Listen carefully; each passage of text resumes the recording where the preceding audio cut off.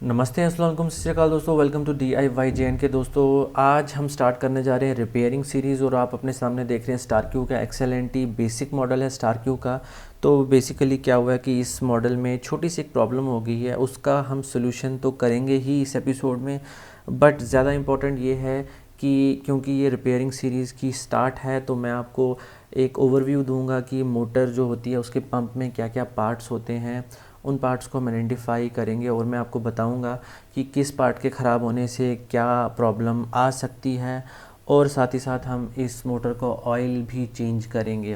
Basically oil changing का process तकरीबन सभी मोटर में सेम ही होता है, तो इसका ऑयल भी हम चेंज करके देखेंगे।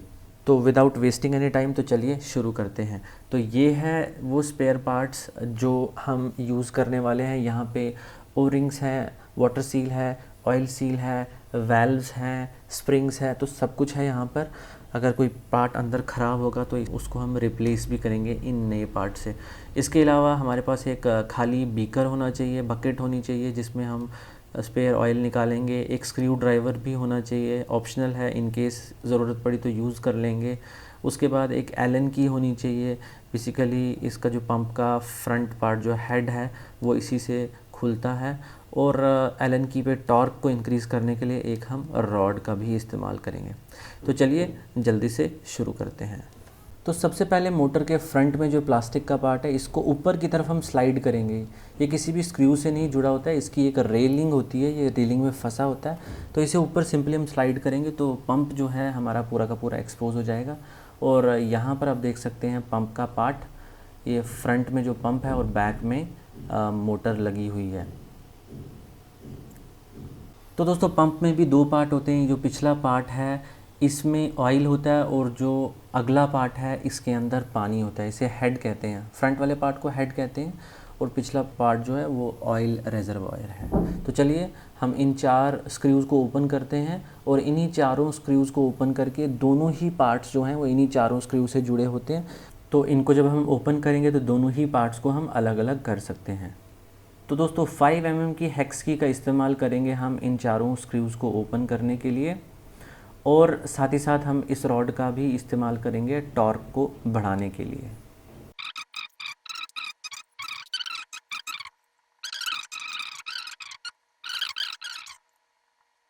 अनस्क्रू करना पड़ेगा, फिर जाके आप सभी स्क्रूज़ को आराम से ओपन कर पाएंगे और उसके बाद फाइनली जो है आपका ये जो हेड वाला पोर्शन है ये अलग हो जाएगा। तो यहाँ पर जो आप मेरे हाथ में देख रहे हैं ये हेड वाला पोर्शन है, ये भी अभी दो पार्ट्स में ओपन होगा। और इसके नीचे वाला जो पोर्शन है ये है ऑयल चैम्बर, इसमें ऑयल रहता है, हमारी स्वॉश प्लेट रहती है, वो भी मैं आपको बाद में दिखाऊंगा। तो दोस्तों चलिए अब हेड को ओपन करते हैं। तो इन दोनों पोर्शंस के बीच में आपने एक पतला सा स्क्रू ड्राइवर इंसर्ट करके आप दोनों ही पोर्शंस को ओपन कर सकते हैं। तो ये है हमारा हेड का पोर्शन। जहाँ पे मेनली प्रॉब्लम होती है यहीं पे आपको ऑयल सील्स मिलेंगी, यहीं पे आपको वाटर सील्स मिलेंगी, पिस्टन सील्स मिलेगी, ओ रिंग्स वगैरह सब कुछ यहाँ पे मिलेंगे। तो और यहाँ पे आप देख सकते हैं कि जो हमारा जो ऑटो कट था, ऑटो कट का स्विच जो है उसको मैंने इस तरीके से निकाल के बाहर अलग कर दिया हुआ है ताकि हमारा हेड जो है इंडिपेंडेंटली अलग हो जाए।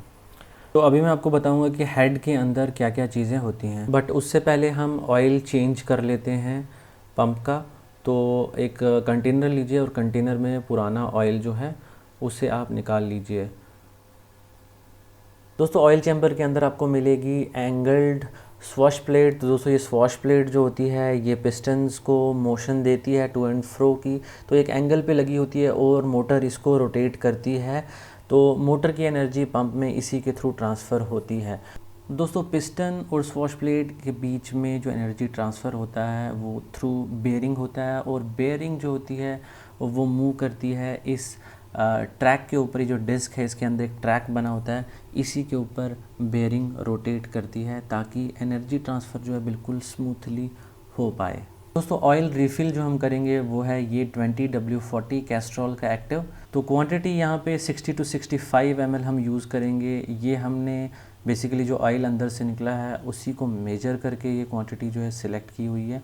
या फिर दोस्तों आप मैन्युअली भी फिल कर सकते हैं। बीच में जो स्क्रू है वो स्क्रू जो है पूरा का पूरा ऑयल के अंदर डूब जाना चाहिए, उतना ही आपने ऑयल फिल करना है। तो दोस्तों यहाँ पर हो जाता है कंप्लीट हमारा ऑयल रिफिलिंग का प्रोसेस। दोस्तों इस पार्ट को क्लोज़ करने से पहले एक बार ज़रूर देख लें, इस पार्ट के अंदर भी एक ओरिंग होता है इस पोर्शन के ऊपर।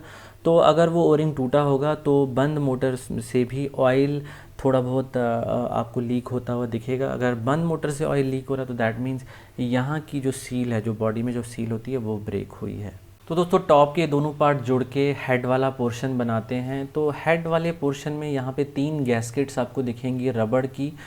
तो ये बेसिकली वाटर सील कहलाती हैं। तो ये वाटर सील भी कभी कभी जब आप इसको लंबी देर के लिए चलाते हैं, पिस्टन्स हीटअप हो जाती हैं, कभी कभी जल जाती हैं वाटर सील्स या टूट जाती हैं, तो उस केस में प्रेशर जो है वो लो हो जाता है।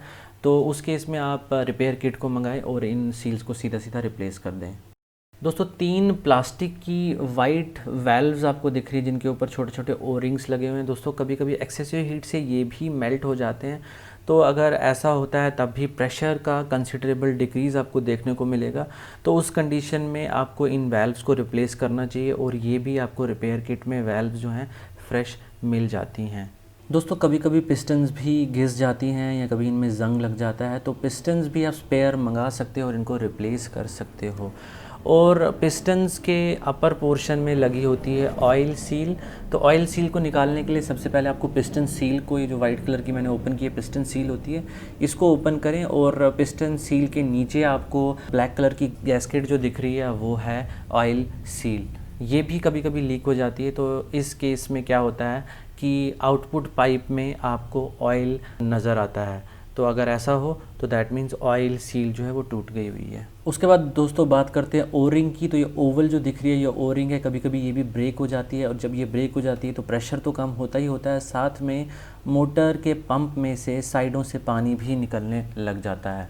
तो दोस्तों अब आते हैं हमारी ओरिजिनल प्रॉब्लम की तरफ। तो प्रेशर गेज के नीचे जो 2 सिल्वर कलर की कैप्स हैं इनको आप ओपन करें, प्रेशर गेज को भी ओपन करें तो नीचे आपको 3 वेल्व्स मिलेंगी। तो बेसिकली क्या है कि यहाँ पे जो मेरी ओरिंग है वो ब्रेक कर गई हुई है प्रेशर गेज की और साथ ही साथ दोनों में से एक कैप के अंदर की भी। तो इनको रिप्लेस करेंगे और ये जो तीनों ओपनिंग्स हैं इनके अंदर डिलीवरी और सक्शन वेल्व्स लगी हुई हैं, उनको भी खोल के उनकी भी क्लीनिंग करेंगे, क्योंकि ये वेल्व्स जो हैं यूनिडायरेक्शनल फ्लो ऑफ वाटर को मेंटेन करती हैं, ये पानी को वापस आने नहीं देती हैं। तो इनमें क्या होता है कि इनमें स्प्रिंग्स लगे होते हैं, वो स्प्रिंग्स कभी लूज़ हो जाते हैं तो उनको आपको दोबारा से थोड़ा स्ट्रेच करना पड़ता है ताकि उनकी टेंशन मेंटेन हो जाए। या फिर अगर वो ज़्यादा ही ख़राब हैं तो वो वेल्व्स भी आप सेपरेटली सेलर से मंगा सकते हैं। तो दोस्तों जो मैंने सभी कंपोनेंट्स दिखाए, इन सभी कंपोनेंट्स के अलावा एक और कंपोनेंट होता है जिसको बोलते हैं प्रोटेक्शन वेल्व, जो लगी होती है जो मोटर का आउटपुट साइड की जो ओपनिंग होती है जहाँ पे हम हाई प्रेशर होज कनेक्ट करते हैं, उस साइड वो होती है प्रोटेक्शन वेल्व, जिसके अंदर एक स्टार सा भी देखने को आपको मिलता है। तो कभी कभी वो प्रोटेक्शन वेल्व जो है वो ख़राब हो जाती है, तो उससे क्या प्रॉब्लम आती है कि प्रेशर भी लूज़ हो जाता है और ऑटो कट में भी प्रॉब्लम आ जाती है। ऐसा हो तो उसको आपको रिप्लेस करना पड़ता है। तो वो प्रोटेक्शन वेल्व भी आपको डायरेक्टली सेलर से मिल सकती है।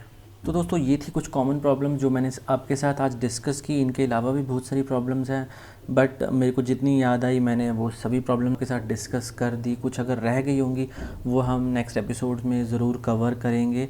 तो दोस्तों ऑल इन ऑल मैं आपके साथ एक काम की बात शेयर करूंगा कि ये सभी प्रॉब्लम जो हैं ये एक ही रीज़न से अराइज़ होती हैं। दोस्तों जब हम मोटर को ओवर हीट करते हैं, बेसिकली डोमेस्टिक प्रेशर वॉशर्स हैं, तो इनको ज़्यादा ओवर हीट करने पे आपने देखा कि अंदर प्लास्टिक के पार्ट्स भी हैं। तो जब ज़्यादा ओवर हीट होंगी तो प्लास्टिक के पार्ट्स या जो वॉशर्स हैं, जो गैस्केट्स हैं, उन्होंने तो मेल्ट होना ही होना है। तो इसका सबसे बढ़िया सोल्यूशन ये है कि आप मोटर को ओवर हीट ना होने दें। डोमेस्टिक यूज़ में तो नहीं होंगी, बट कुछ लोग कमर्शियल यूज़ भी करते हैं इनको। तो जब भी कोई मुझसे कमर्शियल यूज़ के लिए रिकमेंडेशन मांगता है तो मैं सबको यही बोलता हूँ कि आपने हर वॉश के बीच में गैप ज़रूर देना है, तभी इन प्रेशर वॉशर से आप काम कर सकते हैं। तो होपफुली आपको ये वीडियो पसंद आया होगा। तो आप देख सकते हैं कि आप ये प्रेशर वॉशर जो है मेरा बढ़िया तरीके से काम कर रहा है, लीकेज वगैरह भी कोई भी नहीं हो रही है, प्रेशर आउटपुट भी अच्छा है। मैं काफ़ी खुश हूँ। मेरा पहला एक्सपीरियंस था रिपेयरिंग करने का, तो थ्योरेटिकल नॉलेज था इससे पहले सब सारा मेरे पास, बट आज मेरे पास प्रैक्टिकल नॉलेज भी आ चुका है।